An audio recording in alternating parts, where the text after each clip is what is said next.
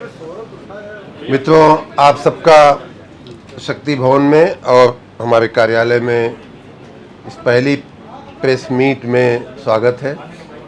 आप सबको होली की बहुत बहुत शुभकामनाएं।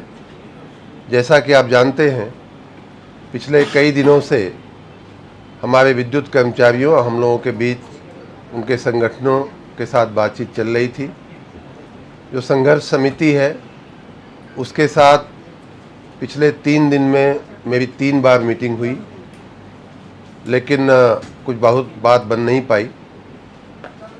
हमने उनको समझाया, प्रार्थना किया, गुजारिश किया, निवेदन किया, एक बार नहीं अनेकों बार किया कि ये गर्मी का सीज़न है, मार्च का महीना है, जल्दी गर्मी शुरू हो गई है, जनता की बिजली की मांग बढ़ रही है, उनकी सुविधा के लिए विद्युत आपूर्ति बहुत आवश्यक है।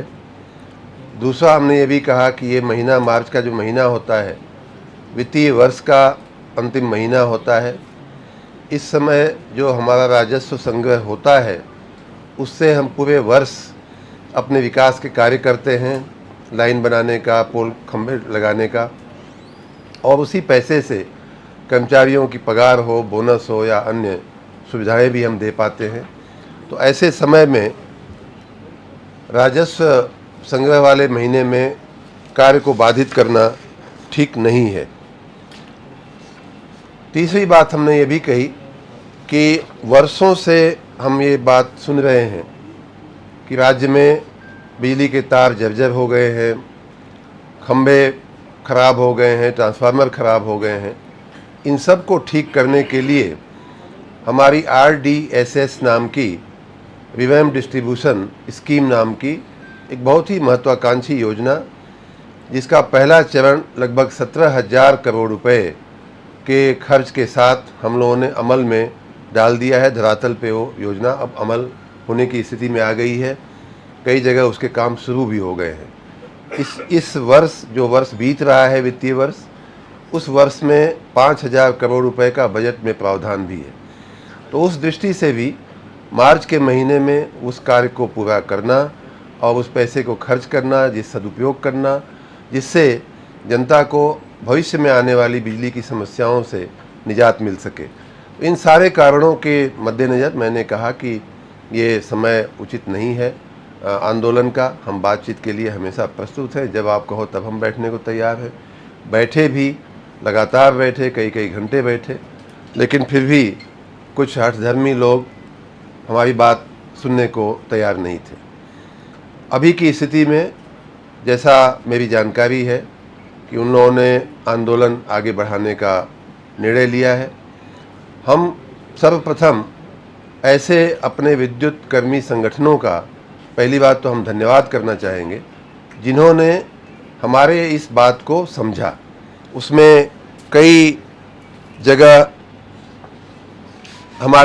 हमारी भावनाओं को, हमारी जनता को जो तकलीफ़ पड़ सकती है, उस तकलीफ़ के मद्देनज़र कई संगठनों ने इस हड़ताल से, प्रस्तावित हड़ताल से अलग रहने का निर्णय पिछले 3-4 दिनों में अलग अलग दिन में अलग अलग संगठनों ने सुनाया, जिसमें Uttar Pradesh power officers association है, विद्युत मजदूर पंचायत है, विद्युत संविदा कर्मचारी महासंघ है, उत्तर प्रदेश राज्य विद्युत परिषद लेखा कर्मचारी संघ है, और promoted power engineers welfare association है, विद्युत तकनीकी कर्मचारी संयुक्त संघ है, और ऐसे अन्य भी कई कर्मचारी संगठन हैं जिन्होंने जनता को पड़ने वाली तकलीफ़ के मद्देनज़र और हमारी बातों को समझते हुए इस हड़ताल से अलग रहने का निर्णय लिया है और पब्लिकली उन्होंने अनाउंस किया है।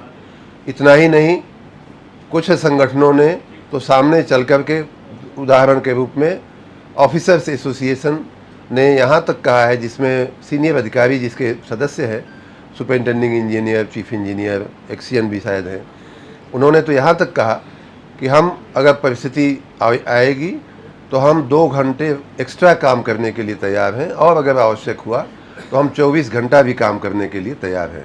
हम ऐसे देश प्रेमी, राष्ट्र प्रेमी संगठनों का हम बहुत बहुत धन्यवाद करते हैं जिन्होंने जनता की सेवा में अपना पूरा समय देने के लिए हम लोगों को वचन दिया है। आपको मालूम है कि ऐसे किसी भी हड़ताल से जनता को बहुत तकलीफ़ पड़ती है। जैसा कि मैंने बताया, गर्मी, वो भी गर्मी के सीज़न में, खेती का भी सीज़न अब शुरू हो जाता है। ऐसे समय में विद्युत आपूर्ति बहुत ही आवश्यक होती है।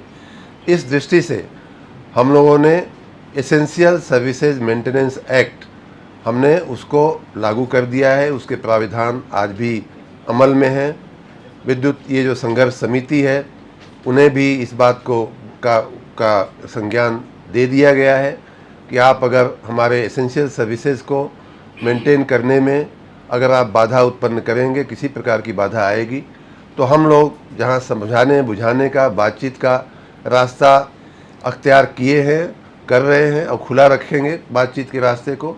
लेकिन वहीं अगर जनता को तकलीफ़ पड़ी, क्योंकि हम जनता के सेवक हैं, हम जनता की सेवा के लिए हम ये सारी व्यवस्थाएं, बिजली की व्यवस्थाएं खड़ी हुई हैं। अगर जनता को तकलीफ़ पड़ेगी और ऐसी परिस्थितियां आप खड़ी करेंगे, तो एसेंशियल सर्विसेज मेंटेनेंस एक्ट के तहत, जिसको शार्ट में एस्मा बोलते हैं, उसके तहत कार्रवाई भी की जाएगी और उसके प्रावधानों के मुताबिक 1 वर्ष तक की सज़ा होने का भी उसमें प्रावधान है। जो कर्मचारी काम पे आना चाहते हैं, जो कर्मचारी काम करना चाहते हैं, जैसा मैंने कहा, बहुतायत कर्मचारी काम पे बने रहने का उन्होंने संकेत दिया है, उन्होंने संकल्प लिया है।